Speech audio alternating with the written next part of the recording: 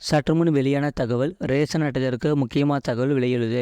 அது என்ன பார்க்க போகிறோம். நீங்கள் நம்ம சேனலை சப்ஸ்கிரைப் பண்ணாமல் இருந்தீங்கன்னா மறக்காமல் லைக் பண்ணிக்கோங்க, சப்ஸ்கிரைப் பண்ணிக்கோங்க. வாங்க வீடியோக்குள்ள போகலாம். வேலூர் மாவட்டம் பள்ளிக்கொண்டா பேரூராட்சி பகுதியில் இயங்கும் ரேஷன் கடைகள் சிலவற்றில் பொருட்கள் வாங்காமலேயே வாங்கியதாக குறுந்தகவல் வருவதாகவும் இதன் மூலம் மோசடி நடப்பதாக குற்றச்சாட்டு எழுந்துள்ளது.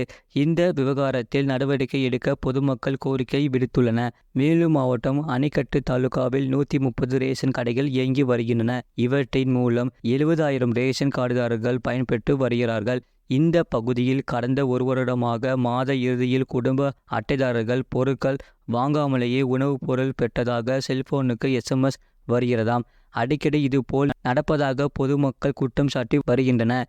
இந்நிலையில் நேற்று பள்ளிக்கொண்டா பேரூராட்சி பகுதியில் உள்ள ஒரு ரேஷன் கடையின் விற்பனையாளர் இன்று கடைக்கு விடுமுறை என பெயர் பலகையில் எழுதி வைத்து விட்டு அணைக்கட்டு தாலுகாவில் நடந்த வட்ட வழங்கல் அலுவலர் தலைமையிலான கூட்டத்தில் கலந்து கொள்ள போயிருக்கிறார். ஆனால் நேற்று பகல் 11:40 மணி அளவில் குடும்ப அட்டைதாரர் ஒருவருக்கு பொருட்கள் வாங்காமலேயே 15 கிலோ புழுங்கல் அரிசி, 5 கிலோ பச்சை அரிசி, 2 கிலோ சர்க்கரை வழங்கப்பட்டுள்ளதாக அவரது செல்போனுக்கு SMS வந்துள்ளதாம். இதை பார்த்து அதிர்ச்சி அடைந்த அவர் ரேஷன் கடைக்கு சென்று பார்த்துள்ளார். ஆனால் ரேஷன் கடை பூட்டியிருந்தது. இது சம்பந்தப்பட்ட கடை விற்பனையாளரிடம் தொடர்பு கொண்டு கேட்டுள்ளார்.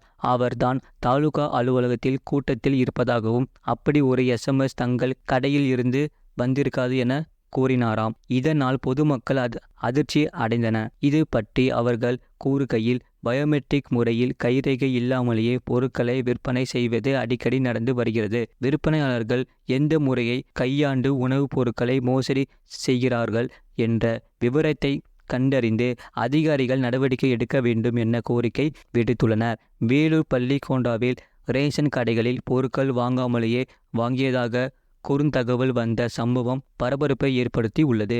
இது போன்ற செய்திகளை உடனுக்குடன் அறிந்து கொள்ள மறக்காம சேனலை சப்ஸ்கிரைப் செய்யுங்கள், மற்றவர்களுக்கு தெரியப்படுத்த ஷேர் செய்யுங்கள்.